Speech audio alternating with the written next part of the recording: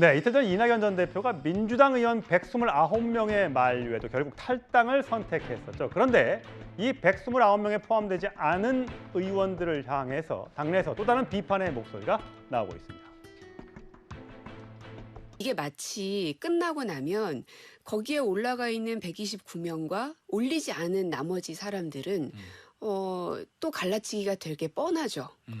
그리고 마치 무슨 그게 이재명 대표를 향한 충성맹세처럼 보여지는 것도 저는 마뜩지 않았었고요. 예. 그래서 나는 나대로 소신을 이미 밝힌 바가 있었기 예. 때문에 굳이 거기에 이름을 올릴 필요는 없다고 생각했습니다. 네, 장 변호사님. 네.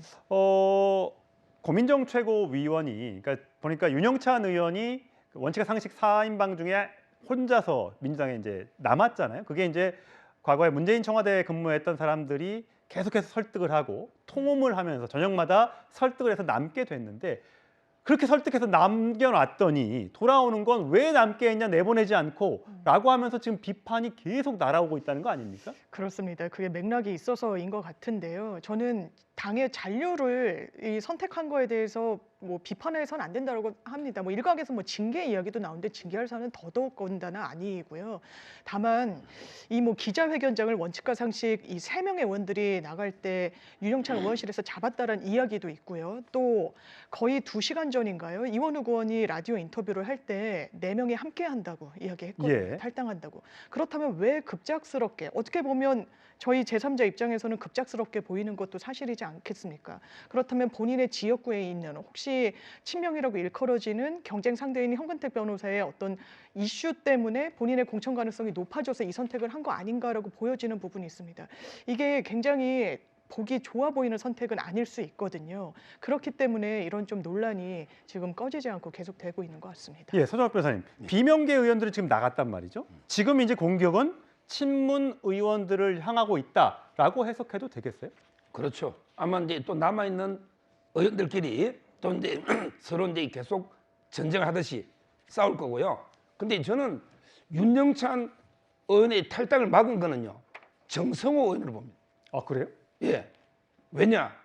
결국은 이제 정성호 의원이 그 핸드폰을 보안 필름이라게 보안 의식이 그리 없을까요?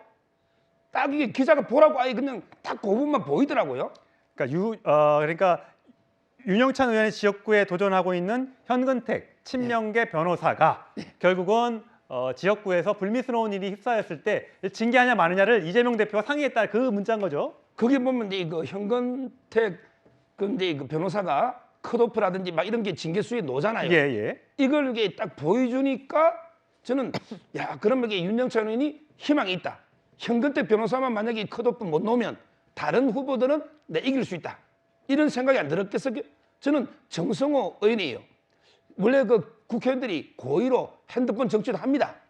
설득 보여주면서 과시도 하고 여러 정치를 하기 때문에 아무리 봐도 저는 우연히 찍혔다고 보기에는 너무 딱 그 부분이 선명하게 보이는 게 저는 그것 때문에 결국은 윤영찬 의원이 남은 거 아니에요. 공천 때문에. 그러니까 상당히 1등 공신이 그 정성호를 봐야죠. 예, 꼭 공천 때문인지 모르겠습니다만 하지만 이 사건으로 이재명 대표가 굉장히 곤란해졌기 때문에 정성호 의원의 휴대전화 그 찍힌 게 과연 이게 고의적이었는지 실수였는지는 뭐 정확히 알 수는 없습니다. 자, 문재인 전 대통령은 이 사건에 대해서 민주당에 대해서 어떻게 얘기했는지 홍익표 원내대표의 목소리로 들어보시겠습니다. 대통령께서도 그 걱정을 많이 하세요. 우리 당이 다가오는 4월 총선을 앞두고 승리하기 위해서는 당의 단합과 그 화학적 결합이 굉장히 중요한데 그런 그 분열적 요소가 자꾸 일어나는 것에 대해서는 걱정을 많이 하셨습니다. 조금 더 당을 통합적으로 운영했으면 좋겠다. 당부의 말씀이 있었습니다.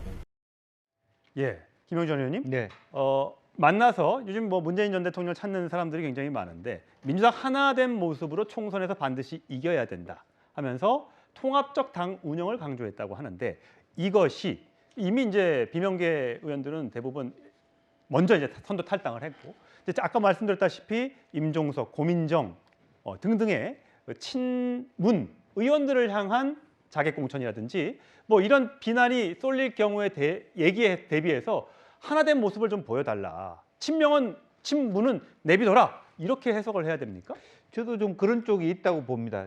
두 가지 가치를 갖고 있다고 봅니다. 큰 틀에서는 지난번에 제가 말씀드린 대로 김대중 전 대통령 100주년 탄생일 때 당이 통합해야 된다, 분열하지 말라는 그런 어떤 당이론적인 얘기가 있는 반면에 통합적 운영이라고 하는 것은 사실은 뭐 친명, 소위 뭐 윤건영, 뭐 전해철 다 친문 그 의원들에 대해서 대대적인 자객 공천을 하는 것에 대하여 그대로 이렇게 지금 하듯이 나가면 당이 문제가 된다라는 하나의 어떤 시그널로 보여집니다. 특히 지금 이 차중에 뭐 아까는 뭐 저기 정승호 의원이라고 얘기했습니다만 부분적으로는 임종석 의원이 윤영찬 의원을 좀 더 통음을 하면서 통음하자. 설득했다. 네. 예. 그렇다면 실제적으로 친문 의원들이 조금 이 단계를 좀 힘을 합쳐서 견뎌내자 이제 그렇게 얘기했는데 그런 뒤에 바로 당의 강성 지지자들이 나가라 이런 식으로 윤영찬 의원한테 얘기한다든지 뭐 고민정 임종석 의원한테 얘기한다 그러면 그런 부분에 대해서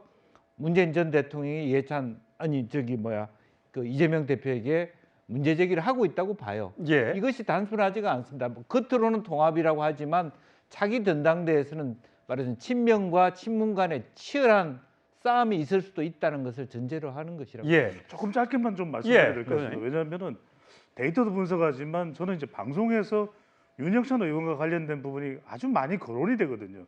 근데 왜 저는 이걸 윤영찬 의원이 본인이 분명히 유권자들에게 국민에게 또는 당 내로 충분히 설득할 수 있게끔 본인 스스로 설명해내지를 못하는지 그 이유를 알 수가 없어요. 그러니까 예. 이게 막 논란이 되는 게 3명은 4명의 원칙과 상식 의원 중에서 3명은 다 나와서 준비를 하고 있는데 다 그런 줄 알고 있었는데 한 명은 제외됐다. 예. 잔류한다. 윤영찬 의원. 이해를 못하는 겁니다. 일반 유권자들이 시청자들이. 예. 그러니까 심지어는 백종원 더본 대표마저도 이 러브콜에 대해서 이 아이, 요리, 그다음에 도리 이 명분을 통해서 본인이 분명히 설명이 되거든요. 그런데 그렇다면 적어도 윤영찬 의원은 도리, 명분, 효과를 가지고 설명을 해. 그럼 이낙연 전 대표와의 관계는 어떻게 되는 겁니까? 그다음에 명분, 그럼 남으면은 당이 통합되는 겁니까? 그다음에 효과, 민주당의 문제 다 해결된 겁니까? 그러니까 이러다 보니까 저는 과연 이렇게 됐을 때 지역구의 유권자들은 납득할 수 있겠냐며 또는 이제 정치인으로서 윤영찬 의원의 향후 비전은 어떻게 될까 궁금해지지 않을 수가 없거든요. 예. 여기에 대해서 윤영찬 의원이 적어도 직접 해명이 필요하다. 분명하게 직접적으로 유권자들이 누가 보더라도 이게 시청자분들이든 청취자분들이든 간에 납득 가능하게끔 설명을 해줘야 되는 것이겠죠. 예, 이낙연 전 대표는 그런 얘기를 하더군요. 옛날에는 주주가 6, 비주주가 4 이런 정도의 지분과 말할 수 있는 기회가 있었다면 지금 10대 0이다. 그래서 나는 나갈 수밖에 없다라는 얘기를 하는데 과연 민주당이 또 어떻게 변화하게 될지 지켜보도록 하겠습니다. 다음 소식으로 하겠습니다.